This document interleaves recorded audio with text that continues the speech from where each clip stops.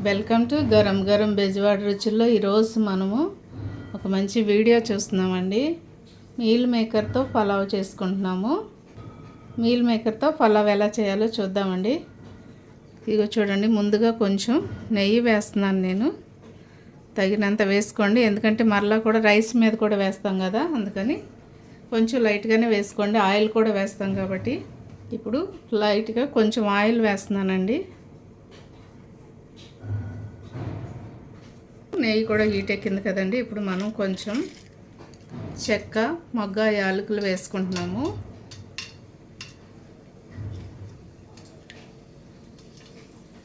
So ఇప్పుడు ముందుగా తరిగి పెట్టుకున్న ఉల్లిపాయ ముక్కలు వేస్తున్నానండి.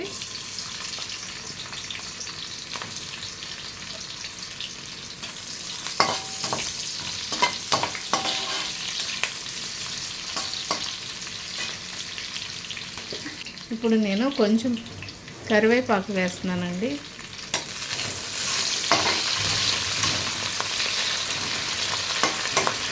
ఇవన్నీ కూడా దోరగా ఫ్రై అయ్యేంత వరకు మీడియంలోనే పెట్టుకోండి స్టవ్.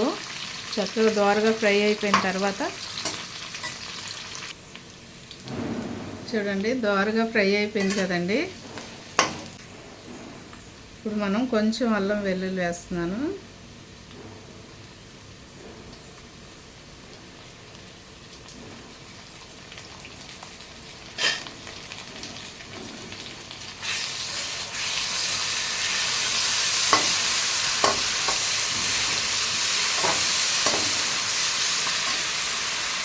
ఈ స్పూన్తో 3 స్పూన్లు వేసానండి అల్లం వెల్లుల్లి.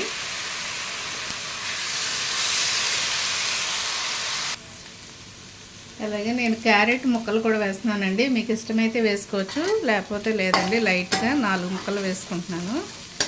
అలాగే ముందుగా నేను నానబెట్టానండి మీల్ మేకర్ని. ఒక అరగంట ముందు నీళ్ళల్లో నానబెడితే ఇట్లా చక్కగా నానిపోతాయి. వీటిని ఇలా గట్టిగా పిండితే దీనిలో ఉన్న వాటర్ అంతా కూడా వచ్చేస్తుందండి. ఇలా గట్టిగా పిండాలి. పిండితే అప్పుడు వాటర్ అంతా కూడా వచ్చేస్తాయి. కాబట్టి ఇట్లా గట్టిగా పిండి వేసుకోవాలండి మనం.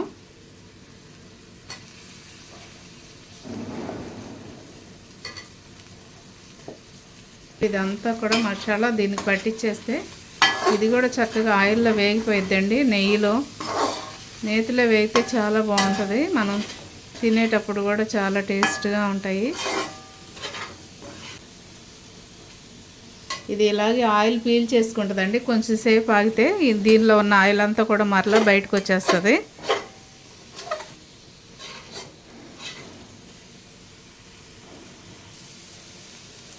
చూడండి, ఈ గ్లాస్తో నేను 4 గ్లాసులు అండి కడిగి పెట్టాను ముందుగానే. ఒక అరగంట ముందే రైస్ కడిగి పెట్టుకోవాలండి.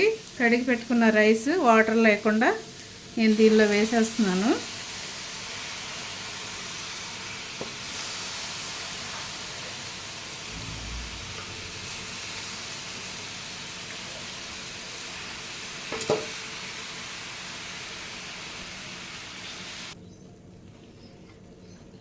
ఈ రైస్ నిదానంగా కలపాలండి, ఎందుకంటే ఇరిగిపోతాయి కదా.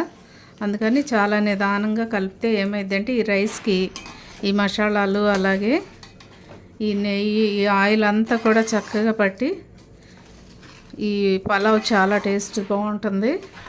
సో మీరు కూడా తప్పకుండా ట్రై చేయండి. ఇది చాలా చాలా టేస్ట్గా ఉంటుంది. చికెన్ కర్రీలైనా లేకపోతే బంగాళదుంప కుర్మా అయినా వేసుకోవచ్చు, మటన్ కర్రీ అయినా వేసుకోవచ్చు అండి. చాలా బాగుంటుంది. ఒకసారి మూత తీసి చూద్దామండి. ఇప్పుడు మనం కొంచెం పుదీనా వేసుకుంటున్నాము.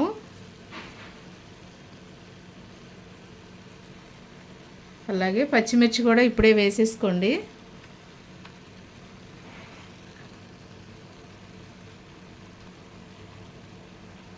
అలాగే కొంచెం కొత్తిమీర కూడా వేసేస్తున్నానండి నేను.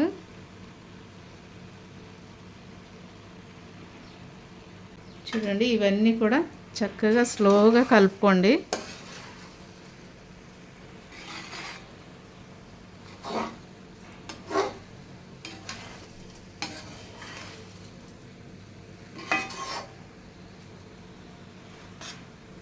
దీనిలో తగినంత సాల్ట్ వేసుకోండి, ఎందుకంటే మనం కర్రీలో వేసుకుంటాం కదా. నేనైతే ఈరోజు చికెన్ కర్రీ చేశాను, దానిలో వేసుకున్నాం కదా సాల్ట్. సో ఇప్పుడు మనం కొంచెం సాల్ట్ వేసుకోండి, పలావ్ తగినంతగా వేసుకోండి. ఇప్పుడు నేను వాటర్ వేసేస్తున్నానండి.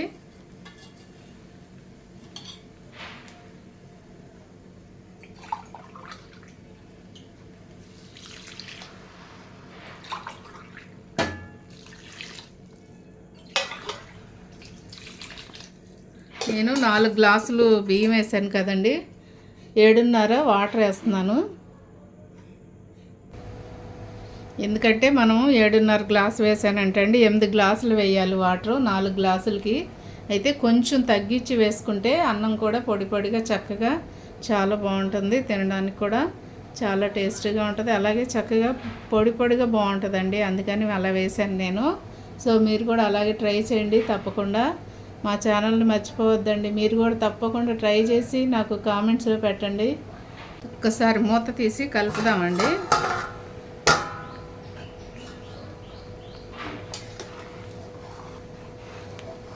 సాల్ట్ కూడా ఒకసారి చూసుకోండి సరిపోయిద్దో లేదో రైస్లోకి. దీనిలోనే కొంచెం నేను బిర్యానీ మసాలా వేస్తున్నానండి,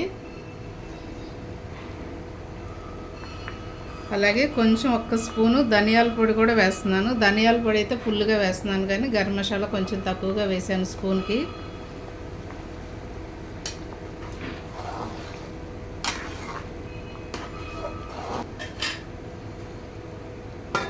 మూత పెట్టేసుకుందాం.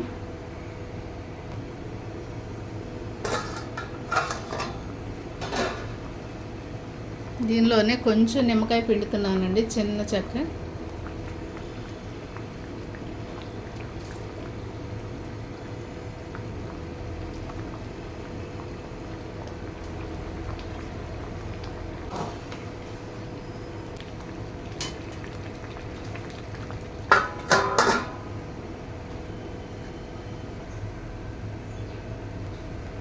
ఇప్పుడు మనం కొంచెం నెయ్యి వేస్తున్నానండి నేను ఈ రైస్ మీద.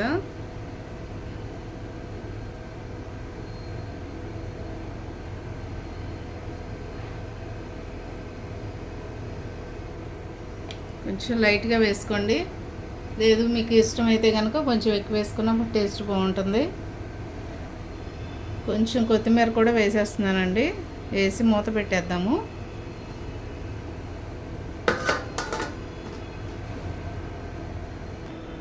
చూడండి ఒకసారి మూత తీసి చూద్దామండి.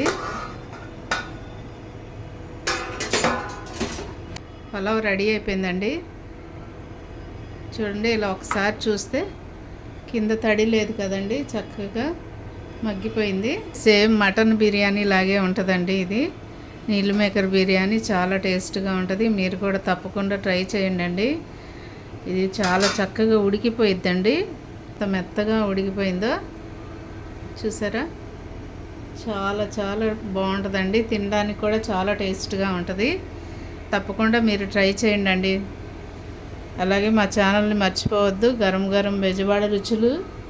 ఇప్పుడు వరకు సబ్స్క్రైబ్ చేయని వారుంటే సబ్స్క్రైబ్ చేయండి, షేర్ చేయండి, లైక్ చేయండి. Thank you.